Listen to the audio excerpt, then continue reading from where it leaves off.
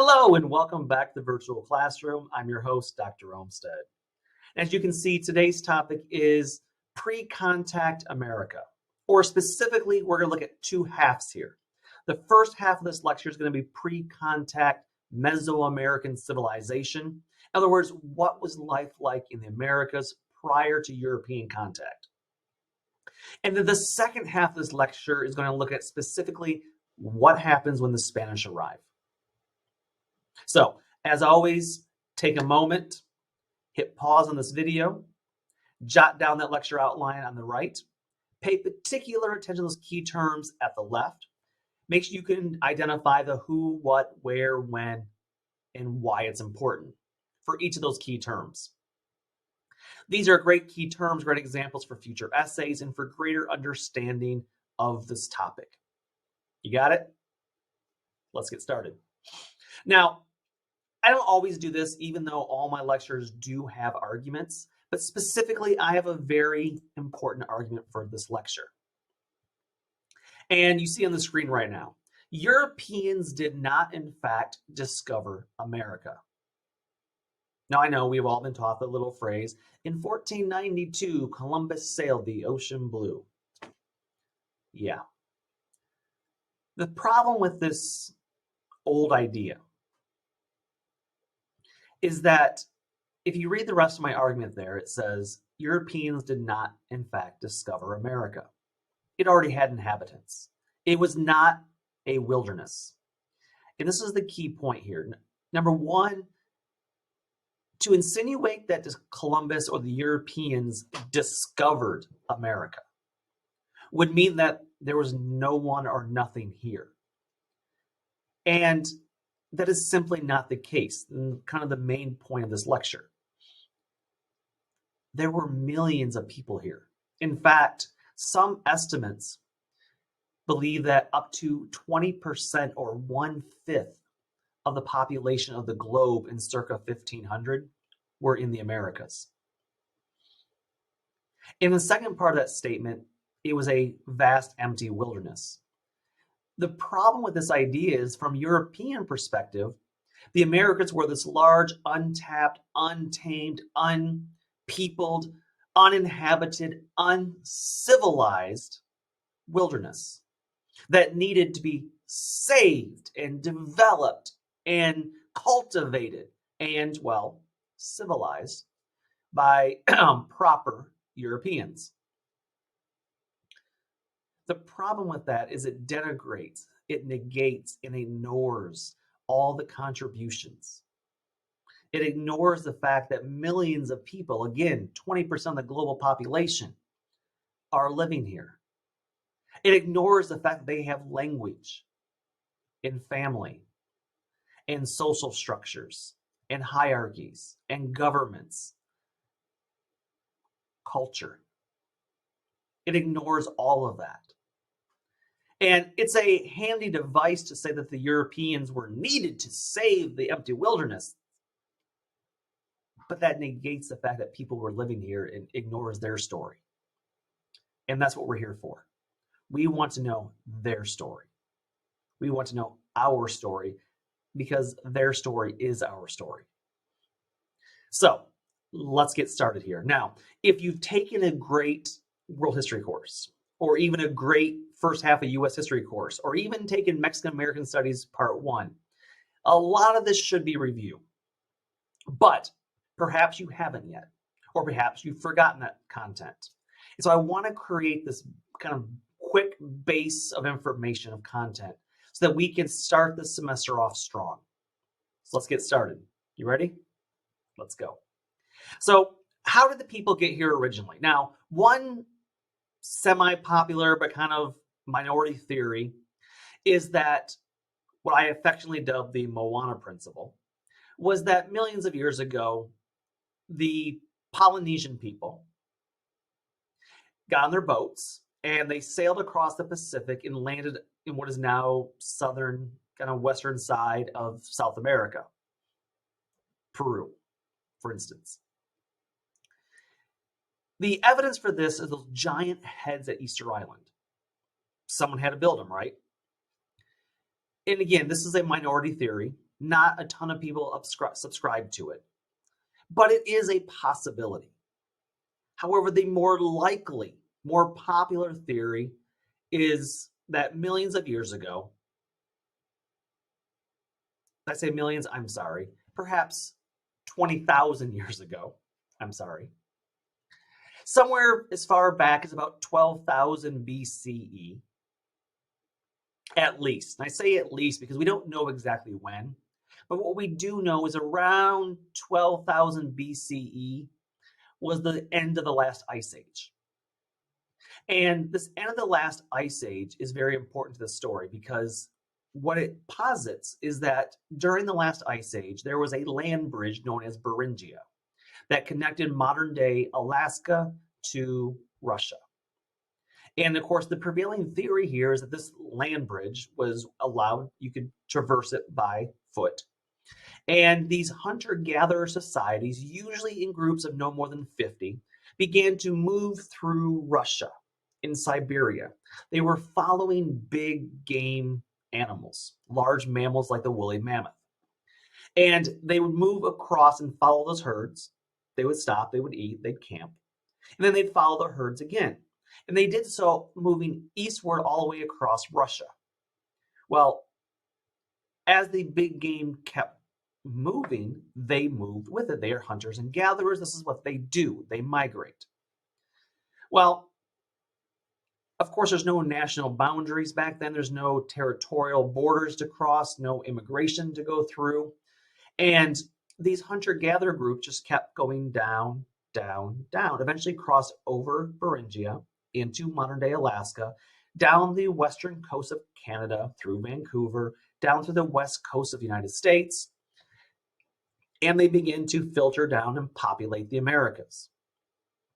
Again, do we know this the exact way it happened? No.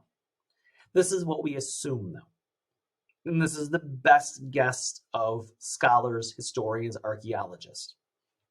And eventually they would spread out and populate the entirety of the Americas. Now,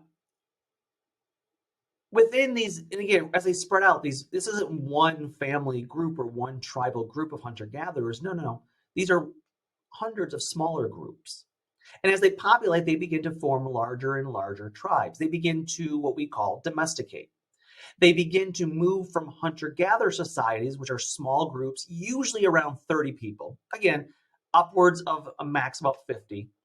And the reason for this is that's all that the hunting gathering societies, the ability to gather food and sustenance, that's as large of a group as they can provide for. Any more, people will starve. There's just not enough food to go around, supplies, housing. And so when people begin to domesticate, they begin to move into what's called a sedentary or semi-sedentary lifestyle. And they begin to move from being nomadic hunter-gatherers, groups of usually 25 to 30, upwards of 50, to these sedentary lifestyles. Now, this only works by domesticating animals for food and domesticating plants for food, crops. And basically, the idea of sedentary, it's a fancy way of saying they domesticated crops. In this case, usually corns, bean, and squash, or maize, beans, and squash. And they would either live in one place or maybe 2 or 3 places throughout the year. So often they would move to, say, 2 or 3 camps throughout the year, semi-sedentary, based on weather patterns and hunting patterns. Now, again, this could be a whole half a semester just discussing the implications of moving from a hunter-gatherer society to a sedentary society. Of course, one of the big benefits of this is when you begin to grow crops, you are having a stable food source. This allows you to now move from 20, 30, or 50 people in a group to hundreds. And then once you do that, you provide even more laborers to provide more food. Now you can have thousands and tens of thousands and even millions of people as a result. Now, in order to make this work, though, you have to first domesticate. Now, I'm giving you one example here. Now, if you look at the far left of your screen right now, you see the tiny little ear there. That's an ear of corn from 10,000 years ago. And again, it's a snack. It's a nut you pop in your mouth. It won't sustain life for very long. But what would happen is, and this is the short, oversimplified version, that these Mesoamericans would take this tiny little grain, they find the biggest, fattest, juiciest one, and they would regrow those seeds. And then over a few years, it begins to grow a little bit bigger. And then they pick the fattest, juiciest one of that group, and they plant that one to reproduce, and it grows a little bit bigger. And over decades, hundreds of years, we domesticate it. It grows bigger and bigger and bigger until you finally get to our modern day, ear of corn. And you see it there on the left for the size of the ear of corn. You see it on the right picture, talking about the actual plant itself undergoes changes through the process of domestication. And so, again, domestication is this big fancy word that just means humans modify plants and animals to enhance desirable characteristics. Now, the good part of domestication is you can sustain larger groups. You also get what's called specialization. In other words, people are now able to specialize in different things. You will have people who specialize in, farming. You'll have people specialize in pottery, and you'll have a more comfortable lifestyle. Usually, you are able to produce materialistic items. The downside to this is that you are now more vulnerable to famine because you're not leaving and moving constantly. If you have a huge drought year or a huge rain year or a big storm comes through and destroys your crops or warfare, you're screwed. You also are more susceptible to gastrointestinal diseases, infections. Also vitamin deficiencies because you're relying so much on one crop or two crops. You don't have the variety of food that you would have as a hunter-gatherer. There's also epidemics that spread in small villages because you are constantly living thousands of people in a small area. As we found out due to the recent pandemic, the closer congested people are, the more easily it spreads. Or just look at any elementary classroom. When one gets sick, they all get sick. It also creates a need for more children because you need laborers to work the fields. It produces higher mortality rates because people living close together, diseases spread more quickly. Your life expectancy often goes down with sedentary lifestyles. Yes, it's easier life, but you tend to get lazy in that situation and you tend to have a lower life expectancy. And of course, while yes, you are growing surplus crops, yes, you're able to settle down, yes, you're able to have specialized labor systems, you also create a system that is very hierarchical. Because when you implement these new specialized tasks, you have your farm workers, you have your artisans and craftsmen who make the tools. That's a skill. You also have people in charge of those groups. You have people, you need military to protect yourself. You need people in charge of irrigation. You need people in charge of the sun and rain. How do you make sure you have enough sun and rain every year for your crops? Well, you invent religion to try to control the uncontrollable in an anthropological way. And so you create a very stratified society as you have people in charge. You have those who collect more material possessions. They become nobles. They have the rich things. And of course, on top, you have your high priest and or chief that sometimes is one and the same, but at other times can be two separate people.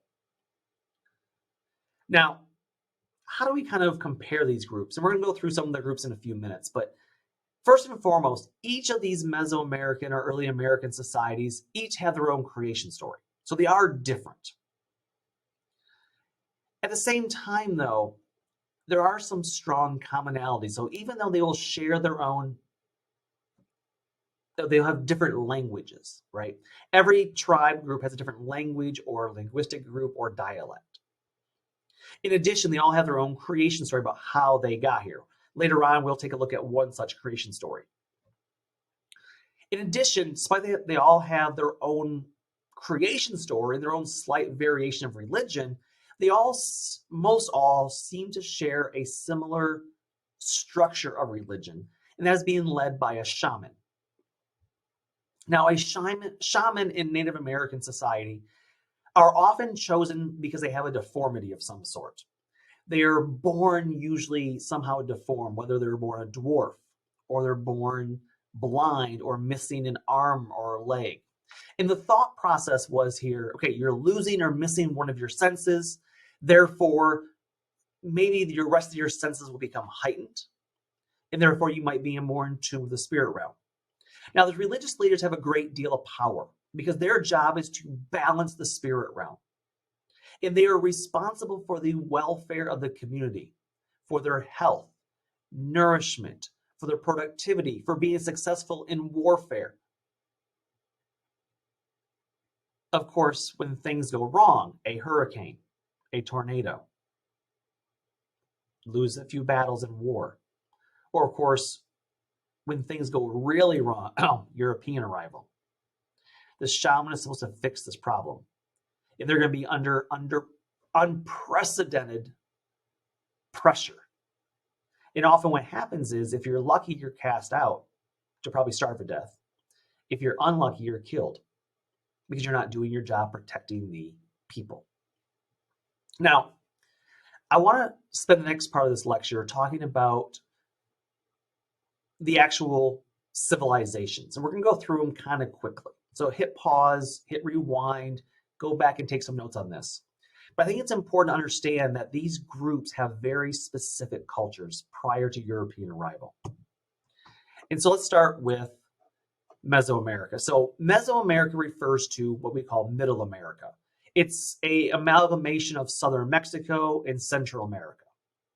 And these are going to be home to some tremendously huge indigenous civilizations. Each is going to have their own form of writing, usually consisting of hieroglyphic symbols. Each will have a calendar. Again, these are very specific civilized or hallmarks of civilization. Now, one of the first official ancient civilizations of Mesoamerica is the Olmecs. You see pictured here, and you see the location on the map. The Olmecs are considered to be the first kind of official Mesoamerican civilization. Now, we don't know a lot about the Olmecs. The evidence of them is these huge giant stone heads we'll talk about in a minute. And we also know it from their hieroglyphic writing, though we have far fewer or less of that than we have of the big monuments. But we do know that they came to power around 1500 BCE. This was the height of their empire. And they are referred to in history as the mother culture of Mexico. They settled in what is modern-day Veracruz, Tabasco, or northern Central America. Now, they were the ones who really helped to cultivate maize. This became their dietary supplement. And it allows them to become this hugely populous civilization. It allows them to survive. Now, we know also they have a good civilization. They were sedentary because of their pottery. And they begin to write their histories and write their creation stories, write about their lives on their pottery, their pots. And again, this is a hallmark of being sedentary. You can create nice and beautiful artworks to store water and other things in, jars and vessels and pottery, because you're staying in one place. If you're a hunter-gatherer, that makes no sense because you don't want to lug that stuff around. You don't care. You want utility over beauty. You want function over beauty. Now, we also know that this is a very patriarchal world. This is a man's world. There are very clearly defined men's and women's roles. They have separate spheres that they occupy. Again, this is a big change. For hunter-gatherer societies, women shared an almost egalitarian role. because they provided more than half of the daily nutrient intake for the society or for the group. When we get to sedentary life, one of the hallmarks is women lose rights. And so there's settlements, again, southern Mexico, northern Central America. They will number into the thousands, not just in one city, but they will have multiple cities and towns. They will live in major urban centers. They will have pyramids. They will have paved streets. They will have drainage systems and even jailhouses. And again, what we know most about them, of course, are those giant stone heads you see on your screen. These are 9 feet tall, 7 feet wide, weigh in excess of 500 pounds. And while they're all slightly different, they all are similar in that they are huge and they're all wearing helmets. And again, this is a symbol of warfare. And this is most likely to be carved to scare off would-be predators or would-be invading armies, that they are a warrior-like nation themselves, be scared of them. Now, there are some, and again, this goes back to leading to the idea of what I call the Moana Principle earlier, that there are some who believe that the facial characteristics represent either Asian or African roots, that somewhere from either Africa or Asia or Southeast Asia, Polynesia area, had settled this area in a different way than we originally imagined by Beringia. And the result was they are the original descendants then of the Mexican people. And it bases on the facial features of the Olmec heads, as well as that they are believed to be small and stocky. Now, of course, this was something that's transformed over time, is one of the hallmarks of or implications of sedentary lifestyles is poor nutrition. I mentioned that earlier, which means you'll grow shorter and stockier. We also know that they traded with their neighbors. Again, remember, they're not like they're in isolation. They don't live in a vacuum. Yes, you see the map there where they lived, but they traded with the civilizations north, south, east, and west. Again, they have a written language. We believe that they understood the concept of the number 0 long before Europeans did. We also know they had a calendar that was very similar in its accuracy to our modern day calendar. We also know that around 450 CE or 450 AD, they ceased to exist. We think it's because of warfare and disease, failing crops. Some people believe it may be a decline because of religious beliefs, but most think that the society just kind of fell apart as famine set in, as warfare came to their civilization. And as their society broke up, most believe that these Olmecs just kind of moved and assimilated into other tribal groups. Now, following them, and again, there's some overlap here, but kind of their successors are the Mayans. And one of the most famous of them all. It's because of the largest group of all the Mesoamerican civilizations. In fact, we talk about the Aztecs, right? Everyone's heard of the Aztecs. For every one Aztec, there were 10 Mayans. This is a huge civilization. And they have great cities in the Yucatan, in Campeche, in Quintana Roo, in Chiapas, in Tabasco, in Guatemala, in Belize, Honduras, El Salvador. They have these huge, great cities throughout this entire region. They have capital cities. There are huge established urban centers of trade that, yes, they consist of pyramids, temples that are made of limestone, with huge palaces and plazas in order to trade, with huge markets. This is a very wealthy empire due to trade with neighboring societies. They also have hieroglyphic writing.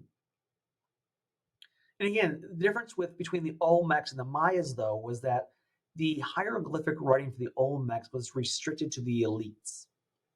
It seems to be in Mayan society that the writing was for everyone.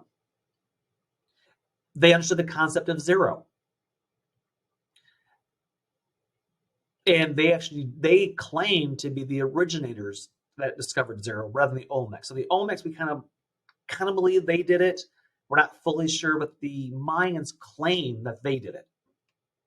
And their calendar, an 18-month calendar with 20 days more than we have, including 5 evil days, was actually a more accurate calendar than our current calendar is. They also have the ball game ritual, of course, which is kind of like basketball and soccer mix, where you don't use hands or feet, use your hips to hit the ball. They have a highly stratified society, highly stratified class system, made up of commoners, who are the majority of the people, your everyday farmers, soldiers, and laborers. You have your noble and priests, your wealthy elites. You have your women. Women did have a few more rights. Again, they're not a feminist society or egalitarian, but they are far more egalitarian than the Olmecs. In fact, in Mayan society, some women could divorce. Some women could own property. Some would enslave other human beings. And some were even rulers, including Lady Kanalikal and Lady Zakuk. Both were famous Mayan female rulers. Now, again, this is not spread across. We're not saying this is an egalitarian society, but it does offer women some rights. They also, if you look at my screen right now, you see the picture of the observatory from Chichen Itza. They had tremendous astronomy skills. If you look at the observatory, they have 3 windows that, depending on where you look at them various times a year, you can understand how they understood the world, their cosmology. And again, they're able to track the stars, and as a result, their calendar is far more accurate. They also have a strong cultura. And again, their creation story is legendary. It's called the Popovu. And it's a cool story for a number of reasons, most specifically because we know a lot about it. We were actually able to take pottery shards and recreate the Popovu. You can actually read the book. I do actually own it and have read it. However, they also made a YouTube series out of a university from California that they reanimated and recreated the story using these pottery shards, and they animated it for video. Now, I'm going to show you a short clip from it. This is about an hour-long, 10-part series on YouTube. I'm going to show you a couple of minutes just so you get a glimpse, and I want you to look at it and examine it and understand the similarities between the Mayan viewpoint or worldview creation story and, say, Christianity or Judaism, and understand how that compares. So let's take a look at this real quick.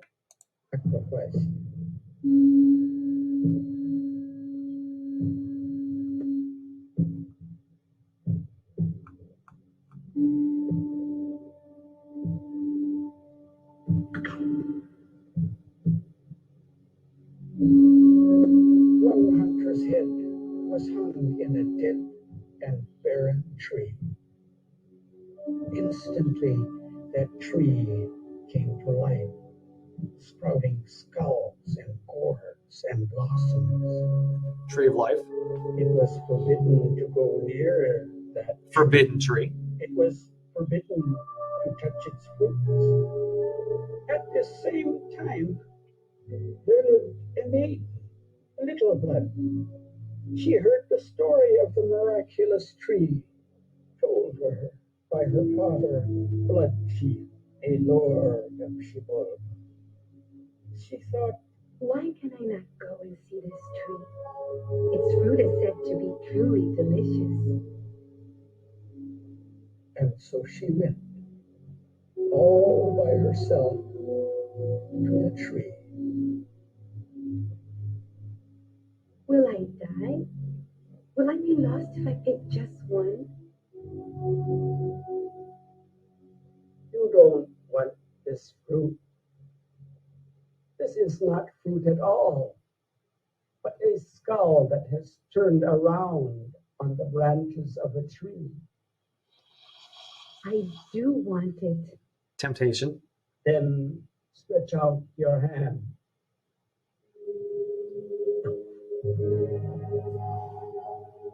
I have given you a sign. This head of mine does not work anymore.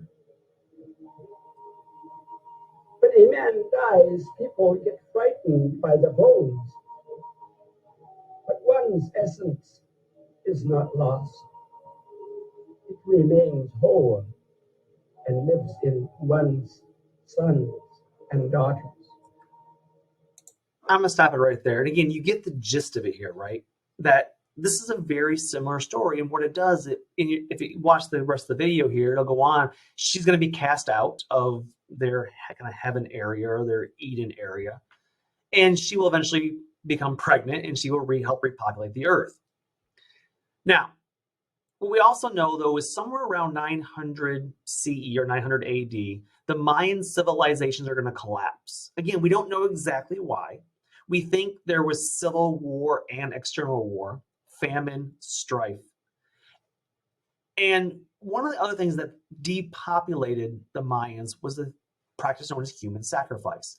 Yes, they would kill people, often who were prisoners of war, enslaved, illegitimate children, criminals, those who were mentally or physically deformed. And I know we always tend in Western societies to really denounce and look down on human sacrifice, and I get it.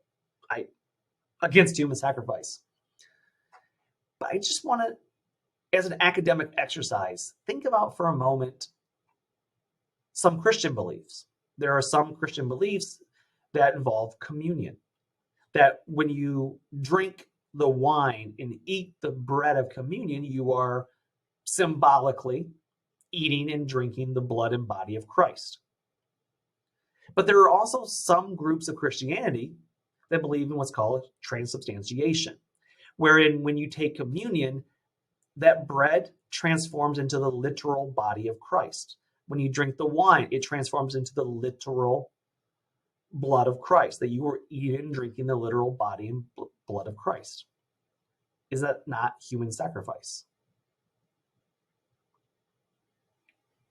Again, as an academic exercise, it's an interesting thought. Now, as the Mayans begin to decline, we will see other groups take their place. Specifically, this is a city known as Teotihuacan. It's in basically near modern-day Mexico City. And it's known as a city of the gods.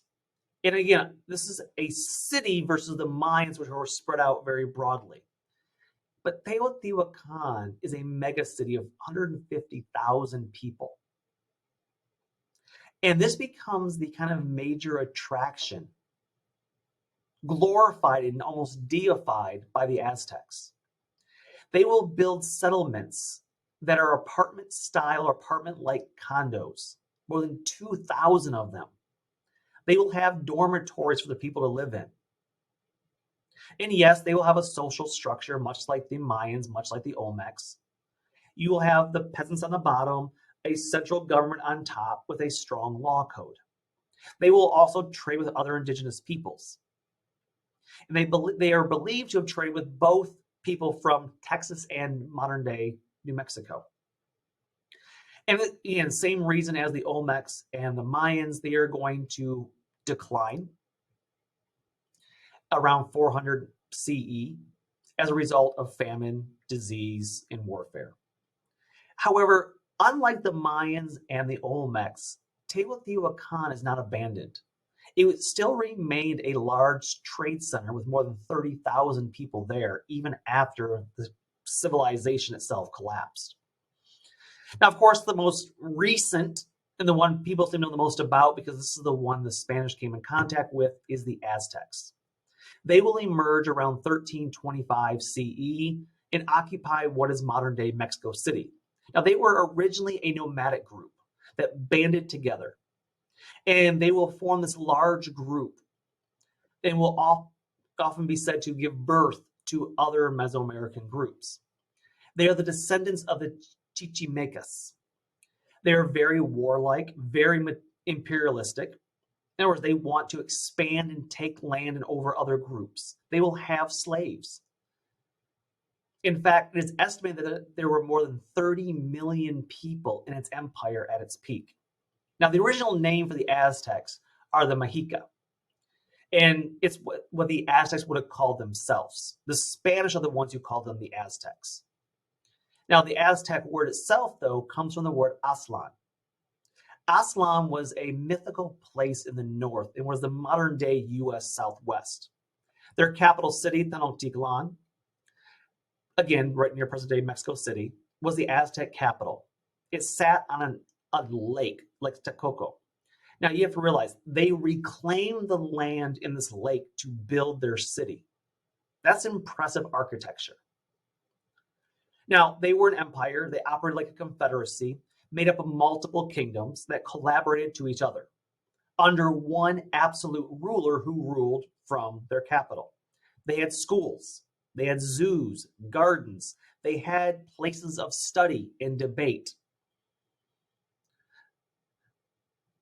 Women did not hold public office, and they were technically viewed as baby makers, but they did hold women in high regard because from them would come the next ruler.